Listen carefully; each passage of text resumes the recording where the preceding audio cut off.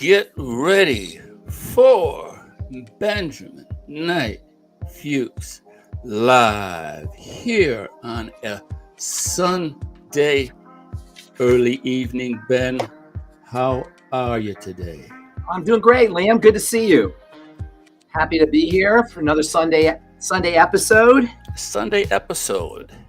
It's a Sunday great way. It's a great way to end the week. I learned so much on these podcasts. It's just crazy. Yeah. All right. Well, there's a lot to be said here. I've been studying health and nutrition and biology and biochemistry for 40 years, with a special emphasis on the skin. But because I love biochemistry so much and I love chemistry so much, it really lends itself to understanding how the body works, how the body doesn't work when it comes to chronic degenerative diseases. As I've said so many times, say it again, all disease is cell disease, but all cell disease is preceded by dirty blood. Today, we're going to talk about Parkinson's disease. Okay. Parkinson's disease, like any other chronic degenerative disease, is a blood condition. A couple little factoids about it. Some 90,000 people are going to be diagnosed with Parkinson's disease in the United States this year. That's up from 60,000 people, I think, 10 years ago. So the rates are increased. That is a 50% increase. It is a vascular issue, although it doesn't get treated as such. There's nothing doctors can do. The best medical strategies for Parkinson's disease involve giving either analogs of the neurotransmitter dopamine, or I should say precursors of the neurotransmitter dopamine, which we'll talk about here in a second, or what they call dopamine agonists. These are chemicals or drugs that act like dopamine or act at the receptor level like dopamine. That's the best they can do. But because neurotransmitters, like hormones, are supposed to fluctuate, it's really not a great strategy to just give drugs that are supposed to mimic or imitate these natural neurotransmitters. There's also a long-term toxicity that can be associated with some of these drugs. Sure. So it's really not a great strategy, and especially considering that it's a vascular condition. There's other ways that you can deal with Parkinson's disease, like you can deal with all chronic degenerative diseases. Put up the first slide, please. This is an article from the International Journal of Molecular Sciences, and if you want to know about, if you want some research proof about everything I talk about when it comes to vascularity in the blood system and dirty blood and chronic degenerative diseases, it's all spelled out right here in this article. This is from, this came out in 2024. This came out this year. Quote, where's the quote here? The pivotal role of the vascular system in maintaining tissue homeostasis is highlighted as it serves as the conduit for oxygen, nutrients, and immune cells to vital organs and tissues due to the vital role of the vascular system, that is the blood, in maintaining homeostasis. Its dysfunction, characterized by impaired blood flow and vascular inflammation, quote, this is it right here, folks, emerges as a common denominator of degenerative diseases across multiple systems. I've been saying this for years, and you don't need a study. You don't need an article. You don't need research to show it. It's logical. The blood is delivering oxygen. The blood is delivering nutrients. The blood is delivering immune cells. The blood is detoxifying the tissues. So obviously, you got a blood problem, you're going to have a tissue problem and an organ problem. So this is that's from the International Journal of Molecular Sciences. Next slide, please, Liam.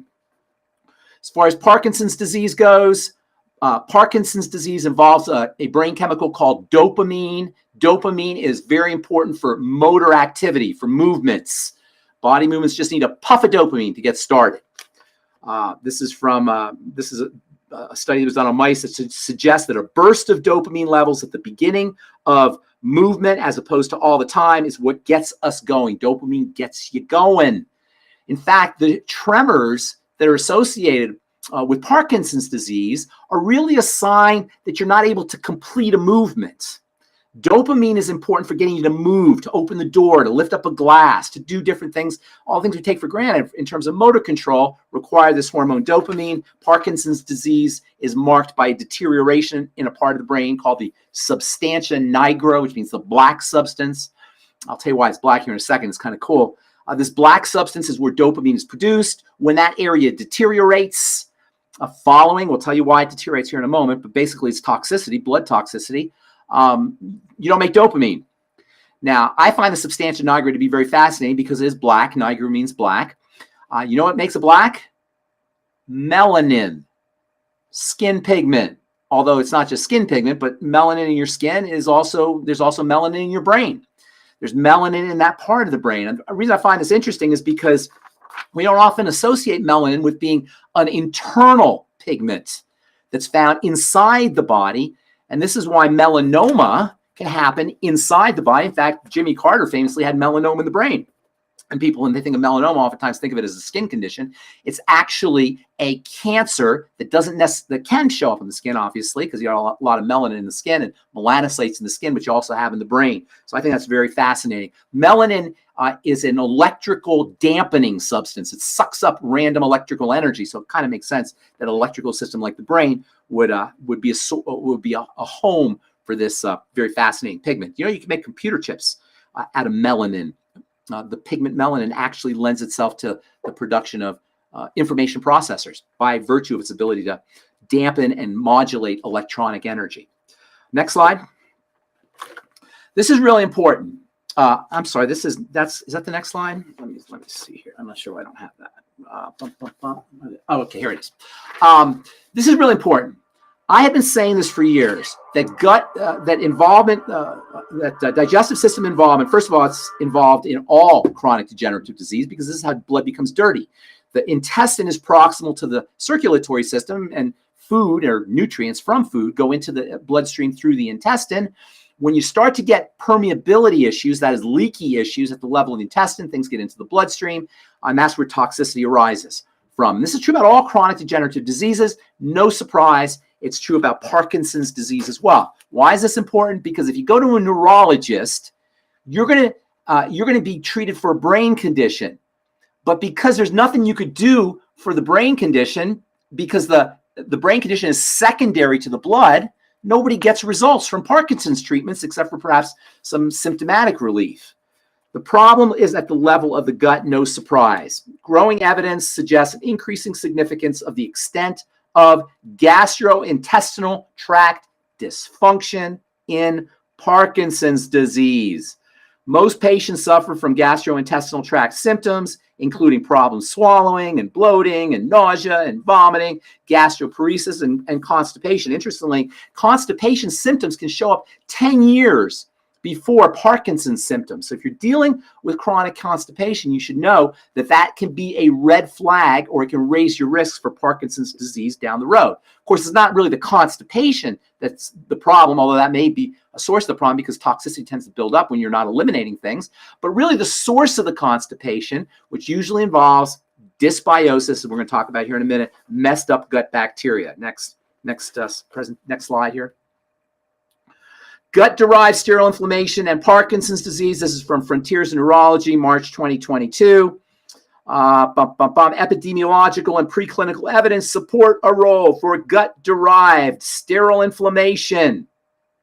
Pro-inflammatory bacteria are overrepresented in Parkinson's disease in the Parkinson's disease gut microbiome. There is evidence for a decreased gut barrier function. That's what I'm talking about, folks. That's called leaky gut. And leak of bacterial antigen across the gut epithelium. This is what I'm saying.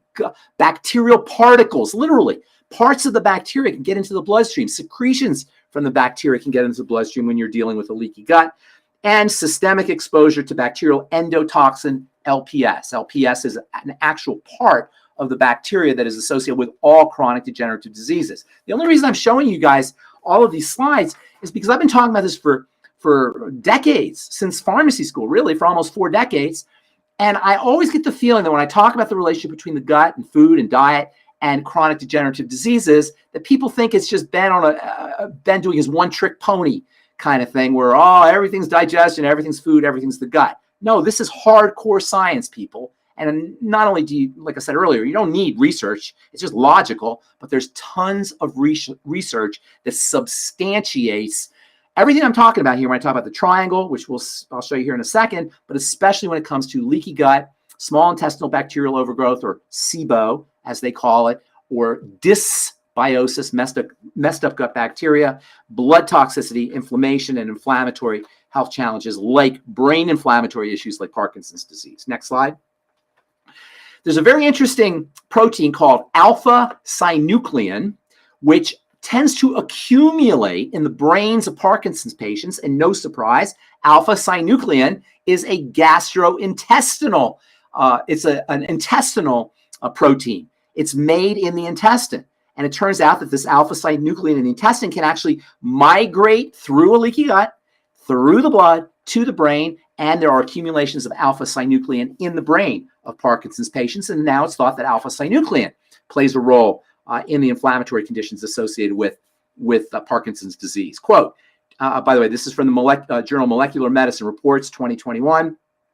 Changes to the gastrointestinal microbiome cause misfolding and aggregation, abnormal aggregation of alpha-synuclein in the intestine. As you got messed up bacteria, that results in the accumulation of this protein alpha-synuclein. Now check this out. Abnormal alpha-synuclein is not eliminated, but rather is transported into the central nervous system via the vagus nerve. We talked about that last week. The abnormal levels of alpha-synuclein from the digestive system, from the intestine, aggregate in the substantia nigra, not only leading to the formation of inflammatory factors and immune factors, but also causing mitochondrial dysfunction in the dopamine neurons. You see what I'm saying here, people? You've got dysbiosis, you've got an accumulation of this protein alpha-synuclein. This alpha-synuclein is not eliminated, rather it goes into the bloodstream through a leaky gut and migrates its way to the central nervous system and finding its way in the brain. And now scientists believe, and medical researchers believe, that it's alpha-synuclein that may be responsible for the inflammation and the death of the neurons, the nerve cells in the substantia nigra. But what they're not telling you is the alpha-synuclein starts off in the intestine. Next slide. More on alpha-synuclein. This is from the journal Cell Death and Disease 2023. Abnormal forms of alpha-synuclein trigger progressive neuronal death through various factors in the brain, and are involved in neurodegenerative disorders such as dementia. Okay, there's also dementia aspect to this alpha-synuclein accumulation. And check this out. I love this. Multiple system atrophy. Literally, they call it multiple system atrophy. Alpha-synuclein in the blood can cause multiple system atrophy. What does that mean? That means everything. Multiple system atrophy means all the systems will deteriorate. Atrophy means it will deteriorate. So alpha-synuclein is not only associated with brain and nervous system disorders, dementia and Parkinson's disease, but also with multiple system atrophy. What more do you need to see, people? This is an intestinal connection to everything. Next slide. Gut microbiota, that's the microbiome, the bacteria in the intestine, a novel therapeutic target for Parkinson's disease. Now, cutting edge medical researchers are starting to target the microbiome for folks who have Parkinson's disease. But you don't have to wait for cutting edge researchers to affirm what I've been telling you for 40 years. Just use common sense and logic. This is from Frontiers in Immunology. This is from 2022. Growing evidence has demonstrated that gut dysbiosis, messed up gut bacteria, is involved in the occurrence, development, and progression of Parkinson's disease. Numerous clinical trials have identified the characteristics of the changed gut microbiota profiles, and preclinical studies in Parkinson's disease animal models have indicated that gut dysbiosis can influence the progression and onset of Parkinson's disease. Next slide.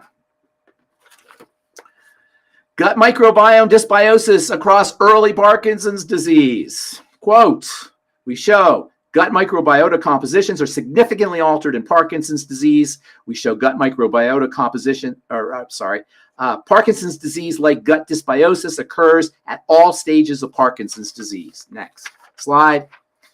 Now remember, we have a triangle here. So you've got a problem at the level of the gut, and you've got leaky gut and toxins getting into the gut. But there's also, it's a triangle, you've also got the blood sugar system that's involved. And if you've heard me talk about the triangle, this should come as no surprise to you. There's also a relationship between blood sugar or disruptions in blood sugar, what I call dysglycemia. Dysbiosis means messed up gut bacteria. Glycemia means messed up blood sugar. And the relation, this is from the International Journal of Neuroscience. It has been reported that 50 to 80% of patients with Parkinson's disease have abnormal glucose tolerance, which may be further exacerbated by levodopa therapy. That is, the drugs they give you for Parkinson's disease can make your dysglycemia worse. This is not uncommon, that the drugs that medical professionals dispense to patients can make the problems worse, even though they may offer some symptomatic relief. So it turns out that up to 80% of Parkinson's patients have messed up blood sugar, dysglycemia, and the levodopa that's given for Parkinson's disease can actually make dysglycemia worse. Next slide. Glucose metabolism impairment in Parkinson's disease is the second point on the triangle of disease. Impairment in systematic and regional glucose metabolism exist in patients with Parkinson's disease at every stage of the disease course, and such impairments are associated with the incidence, progression, and special types of Parkinson's disease. That's from Brain Research Bulletin. Next slide. Metabolic syndrome. I love that term, metabolic syndrome, because like multiple system atrophy, it implies that everything can go wrong when you have metabolic syndrome. Metabolic syndrome can affect the liver and it can affect the skin.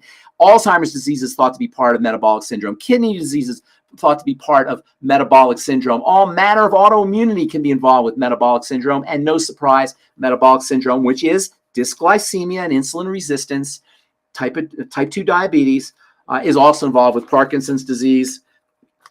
A significant interaction between metabolic syndrome on the risk of incident Parkinson's disease was observed. Our population-based large-scale cohort study suggests that metabolic syndrome and its components may be risk factors of Parkinson's disease development. Again, you don't need to have these studies, but this just validates everything that we've been talking about for years, really, about the triangle of disease, about dirty blood, about the importance of digestive health when it comes to long-term chronic degenerative diseases. And of course, this is all important because this is all these causes of the nightmares of chronic degenerative diseases are in our control. They're lifestyle issues. And we'll talk about how you can address these things, but it all boils down to what we're eating. Not because I'm Mr. Organic guy, not because I'm Mr. Food guy, eat your vegetable guy. It's because this is how toxicity gets into the blood. And if you understand the relationship between blood toxicity and chronic degenerative diseases, all should make perfect sense. Next slide. Of course, we got the third point on the triangle of disease, which is the adrenal thyroid axis, or the adrenal thyroid complex, if you like. It turns out that there is an inflammatory and cortisol association between Parkinson's disease. No surprise, third point on the triangle of disease. Cortisol levels are significantly increased in Parkinson's disease, implying a dysregulation of GR. What is GR here? Let me see. What is GR?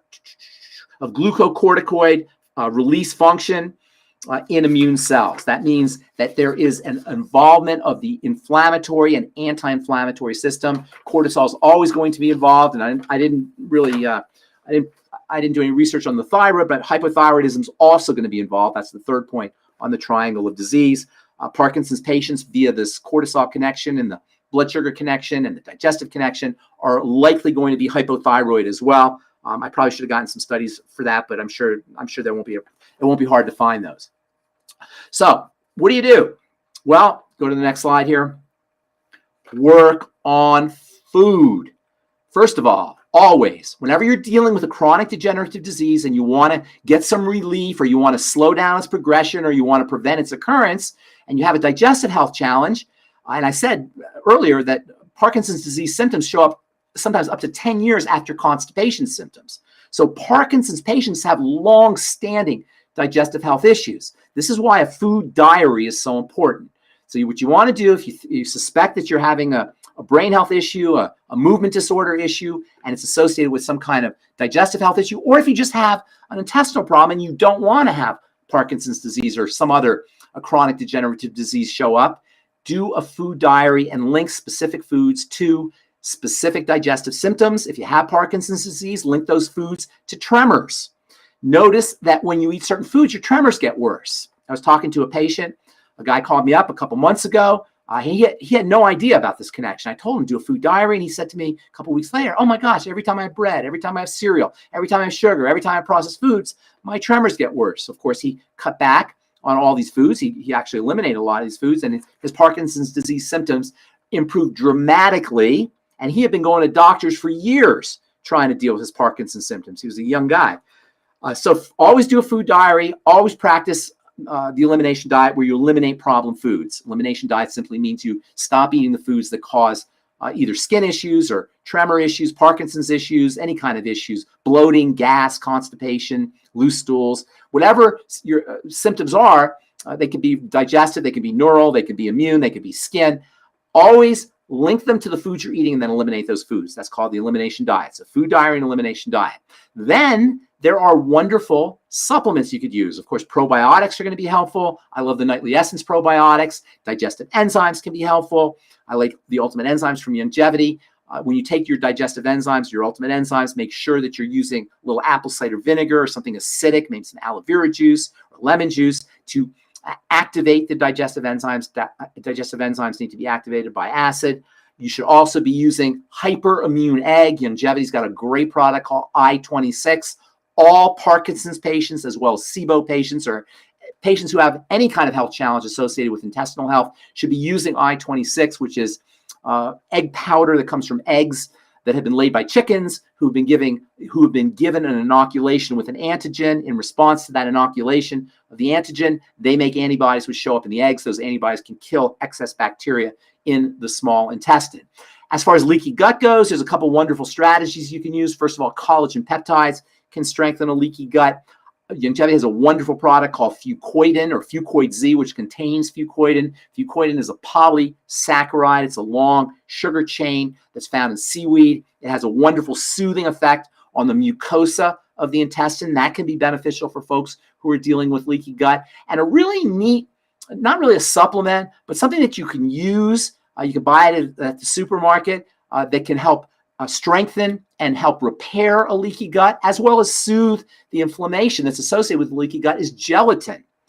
Either Knox gelatin, or if you like, you can use organic gelatin. Probably a good idea to use organic gelatin. You can also use Longevity's gel caps, which are in the Ultimate EFA. The Ultimate EFA comes in a gel cap. That gel cap itself can serve double duty. Not only does it carry and protect the essential fatty acid, but it can also be used, the gelatin in the gel cap can also be used by the body to help soothe inflammation. And of course, gelatin is collagen.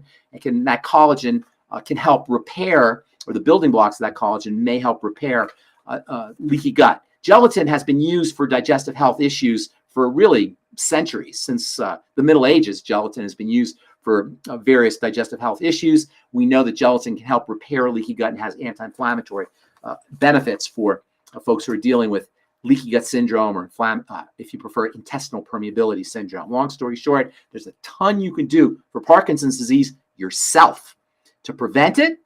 If you're dealing with a digestive health issue and you don't want to have Parkinson's disease, address your digestive condition now. Or if you have Parkinson's disease, or if you're starting to show some of the beginning signs of Parkinson's disease, you can backtrack to the digestive system, to leaky gut, doing your food diary, eliminating problem foods, working on metabolic syndrome, working on your dysglycemia and your blood sugar health by going ketogenic and reducing your calories, using supplements like the Sweeties from Longevity, or also niacin, the Ultimate Niacin from Longevity, Ultimate Selenium from Longevity. All of these have anti-diabetic properties. They may help you if you're dealing with Parkinson's disease.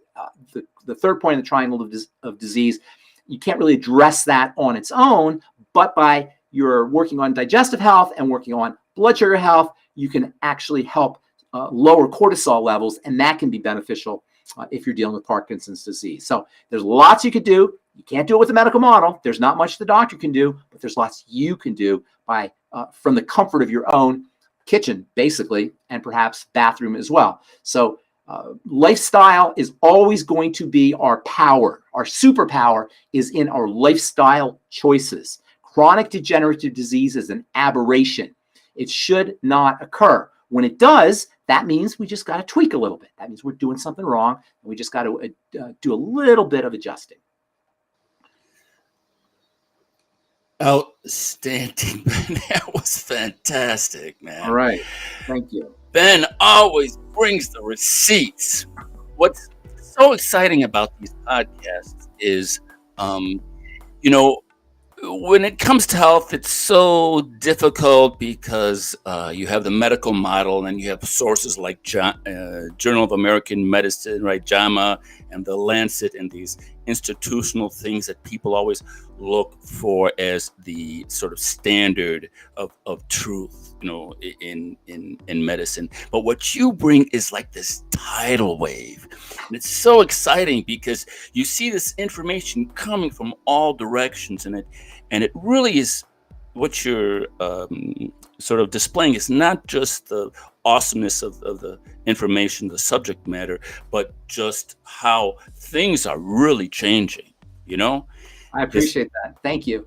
Thank you. And yes, things are changing because people are waking up to the fact that really medicine isn't helping us. Now, I don't want this to be a knock, and I know I say this a lot, but I really have to say it often because it's important to me. This is not a knock on doctors. This is a knock on the paradigm, on the model that says that we can drug ourselves back to health. It doesn't really say that. It implies that. They never say that you can drug yourself back to health, but they imply. The commercials imply it. Healthcare professionals imply it. And there's this idea, this implication that, I can just take a drug and I'll be fine. It doesn't work that way. There are no drugs that can help us with chronic degenerative disease, but that doesn't matter because of all these wonderful lifestyle options that we have, especially when it comes to what we're eating. Yeah, it's just so eye-opening to be doing these podcasts because it's not just one podcast. You bring it to the table every time. You just and so as you prepare for these podcasts, do you have like a sort of a daily ritual where you read through the week? I have been I love reading. I love studies. People always ask me what kind of books they should read when they want to get involved with health. And I don't really read books. I read textbooks, but I don't really read popular books about health. I do a lot of reading, but they're not really popular books when it comes to health. It's mostly studies and textbooks. And I have a huge collection of research studies that I've just been waiting for a podcast that I could do, that I could really show these studies. And that's why I'm so happy to do these podcasts with you. And I'm so happy to have Restream where I can actually demonstrate these studies, because it's really important that people understand that this is in the literature. I'm not just making it up, even though there is logic. Like I said earlier, you don't really need literature because there's a lot of logic here. But when you see the literature, you're like, of course, it makes sense. And, you may get angry at the medical model for not telling you this, and it's unfortunate, but clinicians are not necessarily researchers. And the research is really where you learn how the disease starts, how it progresses, and what you can do about it. It's not in the clinical studies, or it's not in the clinical evidence, which really is about lowering markers, reducing symptoms. Clinical medicine is about making you feel better. Right. It's not really about solving the problem. Symptom relief. Symptom relief. And like I say, sometimes it's important to have symptom relief. If you have terrible tremors, you don't want to have the tremors. Sometimes Cinemat or levodopa or whatever you're taking can help. But if you really want to solve the problem, that's not a matter of clinical science. That's a matter of hardcore biological research, not even epidemiological research, not the kind of research where they ask people questions about what they ate and then connect what they ate to specific symptoms, and then do statistical algorithms to see what's the percentage of people who ate this food or had this lifestyle strategy, smoking or exercising or not exercising, then had symptoms. Those are called epidemiological studies. What I'm showing you here is not epidemiology, it's biological science. It's how the body's put together, or how toxicity accrues, or how toxicity aggregates in the blood and in the various tissues, including the brain. And that's really where you learn about how disease starts and how disease progresses and what you can do about it. Yes, and like Ben says, everyone, keep a food diary. Keep a food diary, so important. So important. I had a gal ask me, and I'm going to do another podcast here in about an hour. This gal who I do this podcast with said, can you explain how to do a food diary? And, I thought that was an important question, but I didn't really know what to say, because it's just you write things down. And then you write down, it's not complicated. You write down everything you eat. And then next to it, you write down how you feel. How you From feel. a digestive system perspective, from a skin perspective, or if you're dealing with movement disorders or neurological issues, from a neurological perspective. And then you just connect the symptoms with specific foods and eliminate those foods. So get your diaries together, people. Do some entries, and then come here on Sundays and tell us in the chats and in the comments what's up, and we'll be so happy to answer your questions. All right. Ben. Well, this has been another. We'll see you next Sunday. We'll see you next Sunday. All right, everybody. Put your questions or comments in the chats, and we'll see you next time. All right. Take care. Bye-bye.